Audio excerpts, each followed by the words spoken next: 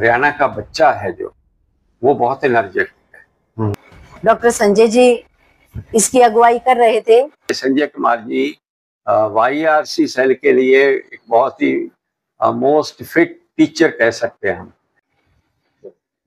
नमस्कार जी, सरिता खनगवाल जी। Health and hygiene आज के दौर की प्राथमिकता है और ये चीज शिक्षा अगर हम प्रारंभ से ही देना शुरू कर देते हैं और बच्चे इससे अवेयर हो जाते हैं तो इससे बड़ी बात कुछ है ही नहीं कि हमारी भावी पीढ़ी है और इनको बचपन में ही ऐसी आदत डाल दी जाए कि हेल्थ का ध्यान कैसे रखना है और उसमें हाइजीन का क्या महत्व है।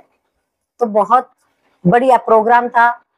डॉक्टर संजय जी इसकी अगुवाई कर रहे थे, साथ में विद्यालय के प्रिंसिपल अनुज मलिक जी ने तुरंत प्रभाव से इस कार्यक्रम के लिए सहमति जताई और हमारे जिला शिक्षा अधिकारी श्रीमती मंजीत मलिक जी के मार्गदर्शन में हम इस कार्यक्रम को यहाँ पे करवा पाए। तो इसके लिए मैं अपने उच्च अधिकारियों का धन्यवाद करती हूँ। अनुज जी का भी बहुत बहुत धन्यवाद और आपकी पूरी टीम का भी कि आपने गांव मदीना के बच्चों को इस कार्यक्रम से अवगत कराया। इससे आप बेनिफिट अगर हम एक नाम बताना चाहें तो बहुत ज्यादा हो जाएगा। बच्चों में जब एक समझ आ गई कि हमें करना क्या है, एक होती है कॉमन हाइजीन, एक होती है पर्सनल हाइजीन। लड़कियों की जो पर्सनल हाइजीन है, बच्ची बात करते हुए कतराती है, अपनी समस्याओं को दूसरे के सामने बताते हुए भी डरती है। उन्हें भय रहता है कि कहीं मेरी इस बात का कोई नाजायज फायदा ना उठा ले। जो बातें वो करने में संकोच करती है और जब ये बातें वो सार्वजनिक रूप से सुनती हैं तो उनके अंदर वो भय और वो संकोच जो है वो खत्म हो जाता है। फिर वो खुल के इन विषयों के ऊपर बात कर सकती। जैसे कि आज आपकी टीम के माध्यम से बातचीत हुई है तो हो सकता है कुछ बच्चे आपसे फोन नंबर भी ले और कुछ क्वेश्चन जो वो ओपनली नहीं कर पाए अकेले में करें। दूसरा इसका ये फायदा होगा कि जो स्कूल में स्टाफ है, फीमेल स्टाफ से भी बच्चे डिस्कस करेंगे और घर में अपने पेरेंट्स के साथ भी इन चीजों को देखेंगे। साथ साथ जो छोटी बहनें हैं उनकी या उनकी मदर इवन अगर इलिटरेट है और उसको ये चीजें नहीं पता तो उनको भी अवेयर करने में वो पहल करेंगे। मैं professor HL Verma, vice chancellor Baba Mastnath university Rohtak, और इससे पहले मैं जगन्नाथ यूनिवर्सिटी जयपुर में वाइस चांसलर रहा और उससे पहले मैं गुरु Jambheshwar university of science and technology Hisar से प्रोफेसर ऑफ मैनेजमेंट के पद से रिटायर हुआ।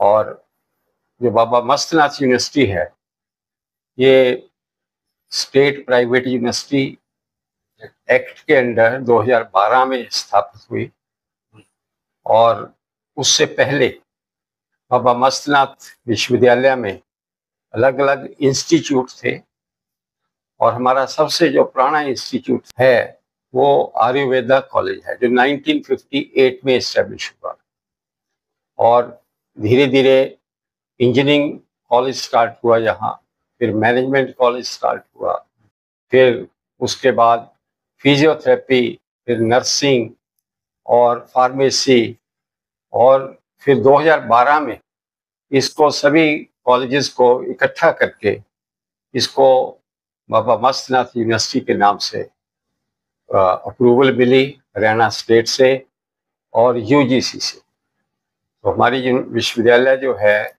वो अभी 9 अलग अलग फैकल्टीज डिसिप्लिन्स है जिसमें UG, PG और PhD प्रोग्राम में हम कोर्सेज ऑफर करते हैं। और विश्वविद्यालय में जो हमारा टोटल जो 9 डिपार्टमेंट हैं या फैकल्टीज हैं उसमें 6 साइंस से रिलेटेड हैं और 3 जो हैं एक लॉ, मैनेजमेंट और एक ह्यूमैनिटीज। वो ह्यूमैनिटीज सेक्शन में हम कह सकते हैं। तो हमारा फोकस, हमारा प्रयास जो मॉडर्न एजुकेशन है आज के कंटेक्स्ट में, जैसे हम बात करते हैं नेशनल एजुकेशन पॉलिसी 2020, तो नेशनल एजुकेशन पॉलिसी के अकॉर्डिंगली हमारा भी प्रयास है कि हम क्वालिटी एजुकेशन दें और हमारा प्रयास है कि हम ऐसी एजुकेशन दें जो होलिस्टिक हो, जिसमें जो हमारा यूथ है, जो हमारे स्टूडेंट्स हैं, उनकी ओवरऑल डेवलपमेंट। यूनिवर्सिटी के जो कैंपस में जो प्रोग्राम यहाँ संचालित होते हैं, प्लेसमेंट के लिए उन बच्चों के लिए क्या कुछ सुविधाएं? हमने क्योंकि हमारे ज़्यादातर कोर्सेज जो हैं वो प्रोफेशनल, टेक्निकल, हेल्थ एजुकेशन से रिलेटेड हैं और सभी में एम्प्लॉयमेंट बहुत ही इम्पोर्टेंट कंपोनेंट है और इसलिए एक तो हम क्वालिटी एजुकेशन पे ध्यान देते हैं और प्लस हमने एक training and placement cell establish किया हुआ है और जिसके अंदर जो बच्चे यहाँ से पास आउट होते हैं, जो फाइनल ईयर के बच्चे होते हैं, उनके लिए हम स्पेशल एफर्ट करते हैं बाहर से कंपनीज को बुलाना। और इस साल हमने तकरीबन 2 महीने पहले एक जॉब फेयर लगाया एक दिन का, जिसमें 35 कंपनीज को हमने जो इनवाइट किया वो यहाँ आए और एक दिन उन्होंने पूरा प्लेसमेंट ड्राइव किया और हमारे 400 से प्लस स्टूडेंट शॉर्ट लिस्ट हुए और उनको प्रोसेस अभी भी चल रहा है वो, क्योंकि जब बच्चा एग्जाम देके फाइनली फ्री होगा फिर वो ज्वाइन कर पाएगा उसमें। तो प्लेसमेंट हमारा टॉप प्रायोरिटी पे रहता है। सर, ये YRC क्या है? हमारे 10 के बारे में। यूथ रेड क्रॉस सेल है। ये हरियाणा स्टेट गवर्नमेंट की ही स्कीम है, रेड क्रॉस के अंदर ये आता है। तो सभी यूनिवर्सिटीज में जो इंटरेस्टेड होते हैं तो वहाँ YRC के सेल क्रिएट किए जाते हैं। तो हमारे पास बॉयज़ के लिए, गर्ल्स के लिए 2 यूनिट हैं YRC की, जिसके डॉक्टर संजय जो हमारे मैनेजमेंट के प्रोफेसर हैं वो इसके इंचार्ज हैं। और यूथ रेड क्रॉस का जो स्टेट की जो डायरेक्शंस हैं उसके अकॉर्डिंगली जो रेड क्रॉस की एक्टिविटीज़, रिलेटेड एक्टिविटीज़ होती हैं, हेल्थ से रिलेटेड अवेयरनेस करना या उनको फर्स्ट एड वगैरह की ट्रेनिंग देना, तो उन एक्टिविटीज़ में इसका मेन फोकस रहता है। इसके एडिशनल हमारे पास YRC के एडिशनल NSS यूनिट भी हैं और NCC की बॉयज़ गर्ल्स की अलग अलग यूनिट्स हैं हमारे पास। स्काउट एंड गाइड का भी हमारे पास यूनिट हैं, बॉयज़ और गर्ल्स की सेपरेट। और जो हमारे चारों सेल्स हैं, हम कहेंगे कि इनकी जो अपेक्स बॉडीज़ हैं जो इनको रेगुलेट कर रही हैं बॉडीज़, तो उनकी डायरेक्शंस के अकॉर्डिंगली टाइम टू टाइम ये बच्चे in addition to their studies वो अपनी उन एक्टिविटीज में भी रोल प्ले करते हैं। जो कैंप लगाते हो आप लोग, कैंप लगाने का क्या उद्देश्य है? देखो, आज के कंटेक्स्ट में जो एजुकेशन है उसका फोकस, उसका सिनेरियो वो चेंज हो चुका है कि हम सिर्फ अब क्लासरूम में ही बच्चे को ट्रेन करके उसको फ्यूचर के लिए प्रिपेयर नहीं कर सकते। तो इसलिए उसको क्वालिटी एजुकेशन मिले, उसके साथ साथ उसका जो ओवरऑल डेवलपमेंट के लिए जो एक्स्ट्रा करिकुलर एक्टिविटीज जिसे हम कहते हैं, तो एक्स्ट्रा करिकुलर एक्टिविटीज में ज़्यादा से ज़्यादा बच्चे पार्टिसिपेट करें, ज़्यादा से ज़्यादा भाग लें, वो समाज के साथ जुड़ें। और जिस टाइप का भी सेल है, जिस टाइप की भी एक्टिविटीज़ हैं, जैसे हम यूथ रेड क्रॉस की बात करें तो हेल्थ रिलेटेड जो हमारा समाज है उसमें अवेयरनेस क्रिएट करना, उनको इसके बारे में, इनकी एक्टिविटीज के बारे में उनको जो भी कंट्रीब्यूशन कर सकती है संस्था, और इसमें समाज का भला तो होता ही है, साथ साथ तो वो बच्चे जो इसमें पार्टिसिपेट करते हैं उनकी भी एक ट्रेनिंग होती है, उनको भी एक जो सोशल कॉन्शियसनेस उनमें आती है, वो एक अच्छे इंसान बनने के लिए बहुत इंपॉर्टेंट बात है। कि हर कैंप में संजय कुमार जी को ही क्यों लिया जा रहा है? डॉक्टर संजय कुमार एक तो इसके इंचार्ज हैं इस सेल के, और दूसरे पर्सन टू पर्सन डिफर भी करता है। अब एक टीचर किसी चीज का इंचार्ज है, वो ज्यादा इंटरेस्ट लेता है, दूसरा टीचर उतना इंटरेस्ट नहीं लेता। तो संजय कुमार में एक ये बात है कि जो इनको हम काम देते हैं, जो इनको असाइन होती है ड्यूटीज, बिल्कुल उसको बहुत ईमानदारी से उसको परफॉर्म करते हैं। तो इसलिए संजय कुमार जी इन कैंपों में, YRC में अक्सर वहाँ प्रेजेंट रहते हैं। जिस भी गांव में ये कैंप लगाया जाता है, डॉक्टर संजय कुमार हर व्यक्ति की पसंद बन जाते हैं, ऐसा क्या कारण है? ये तो इनकी देखो, हर इंसान की कुछ ना कुछ पर्सनैलिटी होता है, पर्सनैलिटी की बात है उनकी। तो मैं ये कहूँगा कि संजय कुमार जी YRC सेल के लिए एक बहुत ही मोस्ट फिट टीचर कह सकते हैं हम, क्योंकि जिस तरह के हम चाहते हैं बच्चों में गुण हों, बच्चों को शिक्षा मिले, इनमें ऑलरेडी वो उसकी डिग्री हायर है। यूनिवर्सिटी में क्या कार्य करते हैं doctor Sanjay Kumar ji? Doctor Sanjay Kumar management department में असिस्टेंट प्रोफेसर हैं। ये तो इनकी एडिशनल वर्क है इनके पास। इनका मेन जो रोल है वो तो एक टीचर हैं मैनेजमेंट डिपार्टमेंट में, वहाँ भी इनकी बड़ी अच्छी रेपुटेशन है, वहाँ भी स्टूडेंट इनको बहुत पसंद करते हैं। तो आज जो मदीना गांव में जो शिविर लगवाया है, आप लोगों ने कैंप लगवाया है, उसके बारे में हमारे दर्शकों को बताइए। ये कैंप क्या कारण था इस कैंप लगवाने का और क्या फायदे होने वाले हैं स्टूडेंट्स? हाँ, ये एक्चुअली ये जो डिस्ट्रिक्ट एजुकेशन ऑफिसर है उनकी तरफ से हमें मिला इनविटेशन कि हम क्योंकि वो अलग अलग स्कूल्स में कैंप लगाते हैं YRC प्रोग्राम हेल्थ रिलेटेड, उनको अवेयरनेस करवाने के लिए। बिल्कुल। तो इसलिए उनके रिक्वेस्ट पे तो हमारे जो YRC सेल है, यूथ रेड क्रॉस सेल है, तो इन्होंने ऑफर किया कि हम आपके साथ पार्टिसिपेट करेंगे। तो दोनों ने मिलके आज का कैंप किया।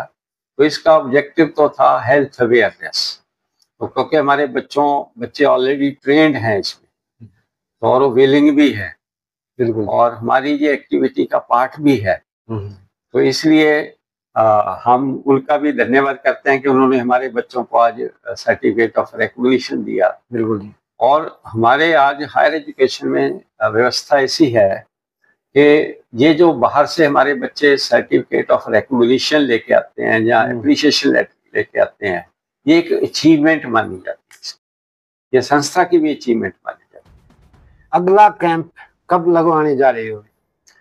अब YRC का अगला कैंप अभी ये मेरे को एक ब्लड डोनेशन कैंप की बात कर रहे थे 2 दिन पहले कि जी हम भिवानी में एक ब्लड डोनेशन कैंप ऑर्गेनाइज हो रहा है जिसमें वो हमें इनवाइट कर रहे हैं कि हम पार्टिसिपेट करें। तो अभी हमने फाइनल डिसीजन नहीं लिया उसके बारे में कि क्या भिवानी थोड़ा दूर पड़ता है। तो ये हमारा एक रेगुलर एक्टिविटीज का पार्ट है, ये सिर्फ YRC नहीं, हमारे आयुर्वेदा कॉलेज के स्टूडेंट हमने 8 गाँव जो हैं बाबा मस्तनाथ विश्वविद्यालय के साथ जो 8 गाँव जुड़े हुए हैं, हम रेगुलर फीचर है हमारा कि आयुर्वेदा के हम वहाँ मेडिकल कैंप लगाते हैं, फिजियोथेरेपी डिपार्टमेंट वाले फिजियोथेरेपी के कैंप लगाते हैं, लॉ डिपार्टमेंट हमारा लीगल फ्री एड के जो उनका सेल बना हुआ उसके कैंप लगाते हैं, और हमारा NSS NCC ये सभी एक्टिव हमारे विंग्स हैं। और हम समाज में अलग अलग जो सेल हैं उनकी अपनी अपनी एक्टिविटीज़ हैं, उसके अकॉर्डिंगली हमारी विश्वविद्यालय में ये एक रेगुलर फीचर हम मानते हैं कि टाइम टू टाइम ये ऐसे प्रोग्राम होते रहते हैं। आप एज ए वाइस चांसलर होने के नाते और एक हमारे दर्शकों को कुछ ऐसे अनुभव शेयर करें ताकि स्टूडेंट के लिए भी फायदेमंद हो और हमारे दर्शकों के लिए जो भले ही वो पढ़ाई छोड़ चुके हैं उनके लिए भी फायदेमंद हो। कोई ऐसा अनुभव हमारे दर्शकों के साथ शेयर। देखो अब एक बात है कि हम सभी लोग ये फील करते हैं कि जॉब्स का सिनेरियो चेंज हो चुका है, सरकारी नौकरियां बहुत कम हैं और ज़्यादातर जो अब जॉब्स अवेलेबल हैं वो प्राइवेट सेक्टर में है, ये एक रियलिटी है। और दूसरा अनएम्प्लॉयमेंट का भी एक इशू हम सभी रियलाइज करते हैं कि बच्चों को प्रॉपर रोजगार नहीं मिल रहा। तो अगर हम इसकी गहराई में जाएं, दूसरी साइड पे जब इंडस्ट्री हमारे पास आती है या एम्प्लॉयर हमारे पास आते हैं, वो हमें ये बताते हैं कि जी हमारे पास जॉब्स हैं पर राइट टाइप के हमें बच्चे नहीं मिल रहे। तो सिनेरियो ये है देश में कि जॉब्स हैं पर हम जो एजुकेशन दे रहे हैं, जो एजुकेशन हमारा जो स्टूडेंट निकल रहा है वो राइट टाइप की उनको स्किल नहीं दे पा रहे।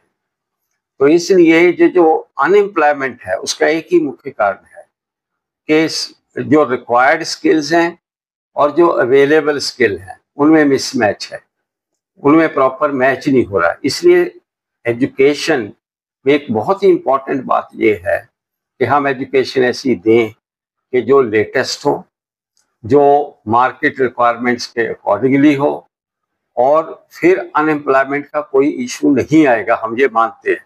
इसलिए नंबर 1 हमारा प्रयास ये है कि एक तो राइट टाइप ऑफ एजुकेशन दें, और नॉट ओनली कि हमारे स्टूडेंट को, हमने अपनी यूनिवर्सिटी में एक बॉश कंपनी है, उनकी पार्टनरशिप के साथ हमने एक सेल बनाया हुआ है, बॉश कंपनी का स्किल डेवलपमेंट सेल। उसमें हम उन्हीं बच्चों को ट्रेनिंग देते हैं जो रेगुलर एजुकेशन में नहीं आ पाए या किसी कारण वो छोड़ गए। वो +2 पास होने चाहिए। अगर वो घर में बैठा हुआ है बच्चा और उसको कोई रास्ता नहीं दिख रहा है, तो हम उसको फ्री ऑफ कॉस्ट नहीं, हम उसको साथ में पूरी किट प्रोवाइड करते हैं फ्री ऑफ कॉस्ट। उसको जो बॉश कंपनी की तरफ से बुक्स, स्टडी मटेरियल भी दिया जाता है और एक यूनिफॉर्म भी दी जाती है उसको। तो उन बच्चों को हम 3 महीने की ट्रेनिंग देते हैं, और उसके साथ साथ उस बॉश कंपनी का है कि 75% बच्चे उसमें जॉब में वो लगवाएंगे। तो हमारे 2 बैच ऑलरेडी निकल चुके हैं, उसमें उन्हीं बच्चों को ट्रेनिंग दी गई जो कि संस्था के स्टूडेंट नहीं, जो +2 पास थे और घर में बैठे हुए थे। अब भी हमारा 3रा बैच चल रहा है, और इसका मतलब ये है कि आज की डेट में अगर कोई अनएम्प्लॉयड है, वो अपने कारण है, अगर वो थोड़ा सा राइट दिशा में एफर्ट करे, संस्थाएं हैं जो उसकी हेल्प करना चाहती हैं, और वो रास्ता एक ही है कि उसको सीखना पड़ेगा, उसको एजुकेशन लेनी पड़ेगी, स्किल डेवलपमेंट होनी बहुत इम्पोर्टेंट है। अगर ये बात अगर आज का यूथ समझ जाए तो वो अपना रास्ता खुद बना सकता है। कोई हमारा दर्शक, कोई युवा बॉश कंपनी के साथ जुड़ना चाहे तो किस प्रकार जुड़ सकता है? वो हमारे पास आए। हमारे यहाँ इंजीनियरिंग डिपार्टमेंट में डॉक्टर ब्रजिंदर सिंह हैं, और वो उसके इंचार्ज हैं। वो उसको अपना आके नाम लिखवाए, हम उसको अगले बैच में उसको एडमिशन देंगे। उसका एक भी पैसा खर्च नहीं, रादर हम कुछ ना कुछ उसको देंगे यहाँ से, और 3 महीने बाद उसको इंटरव्यूज करवाएंगे उसकी कंपनियों में। वो बॉश कंपनी ही करवाएगी, हम उसमें पार्टिसिपेट करते हैं साथ में, और चांसेस ये हैं कि उसको एक रीजनेबल लेवल की जॉब मिलेगी। जिस प्रकार आपने बताया कि बच्चों के पास डिग्रियां हैं, हाँ, लेकिन तकनीकी नॉलेज नहीं है, वो कौशल नहीं है जो कंपनियां मांगती हैं, जो मांग। तो ऐसा क्या कारण होता है कि बच्चे उस तकनीकी कौशल को सीख नहीं पाते, उस जो उनको शिक्षा चाहिए वो नहीं प्राप्त हो पाती, वो सिर्फ एक किताबी ज्ञान तक सीमित कर रह जाती हैं? ऐसा कैसे पॉसिबल है? और जो कंपनियों की जो रिक्वायरमेंट है वो पूरी क्यों नहीं हो पा रही उन बच्चों में? एक्चुअली हमारे देश को आजाद हुए आज 77 ईयर्स हो चुके हैं।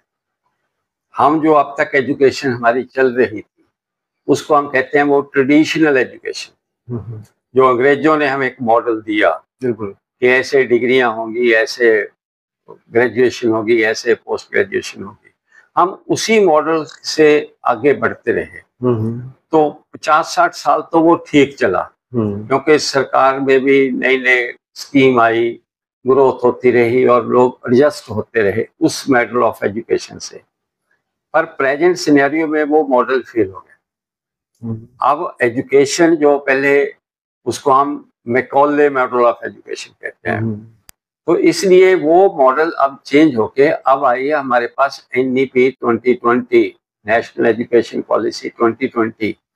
इसमें वो सारी जो चेंजेस हैं कि भी एजुकेशन कैसी होनी चाहिए आज के सिनेरियो में, वो बातें कही गई हैं।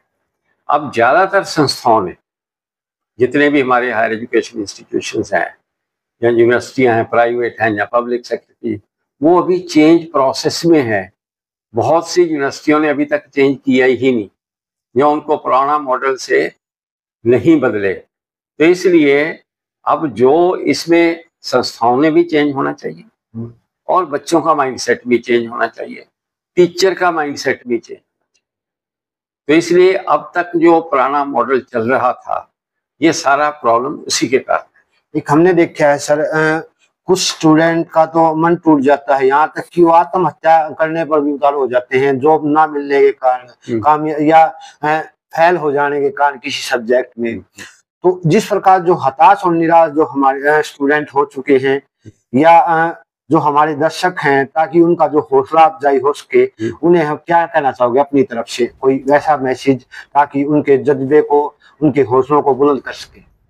देखो, उसमें ये है, जैसे हमने अभी बात किया स्किल की, आज का जमाना स्किल का है, हाथ से काम करने की कला आनी चाहिए।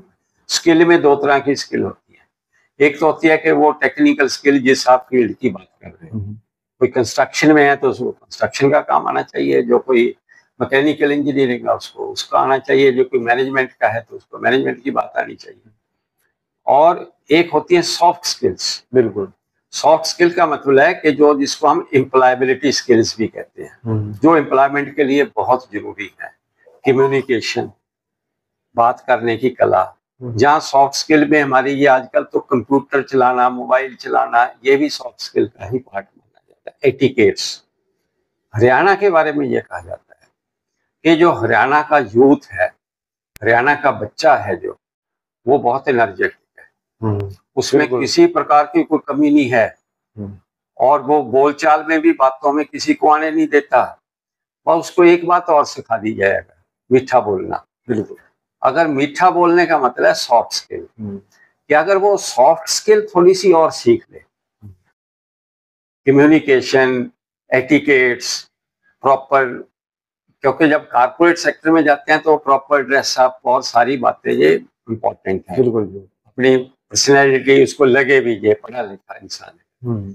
तो अगर वो सॉफ्ट स्किल इन बच्चों को दे दी जाए, इनको एम्प्लॉयबिलिटी स्किल के बारे में बता दिया जाए, और उनको ये बता दिया जाए कि आप कुछ भी कर सकते हो, आप में तो ऐसी शक्ति है कि अगर आप सही दिशा में इसको लगा दोगे आप कुछ भी कर सकते हो, तो हरियाणा का बच्चा कभी कहीं मार नहीं खाएगा। बिल्कुल, कहीं नहीं खाएगा। हरियाणा के बारे में ये बाहर भी बात ये करी जाती है कि इनको कमी है, अगर वो सिर्फ और सिर्फ कम्युनिकेशन की है, उसमें अपनी भाषा में भी कम्युनिकेशन की बात है, इंग्लिश भी आजकल क्योंकि ग्लोबल लैंग्वेज बन चुकी है।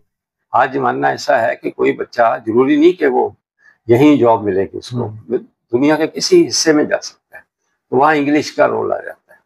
तो इसलिए बच्चों को ये चाहिए कि सॉफ्ट स्किल सीखें, अपने आप को उसमें प्रेजेंट कैसे करना, बात कैसे करनी, बोलचाल में कैसे मीठा कैसे बोलना है, तो कंप्यूटर का भी थोड़ा बहुत नॉलेज होना चाहिए। मैं कहता हूँ कोई भी बच्चा अगर ये अपने में ये इतनी सेल्फ इम्प्रूवमेंट कर ले, या आजकल तो बहुत ट्रेनिंग इसमें बहुत प्रोवाइड कर रही है संस्थाएं, तो अगर उसकी हेल्प लेके तो कोई भी बच्चा कुछ भी बन सकता। अनएम्प्लॉयमेंट प्रॉब्लम नहीं है, सिर्फ है कि सही दिशा में प्रयास करने की बात है, उनको डायरेक्शन की बात।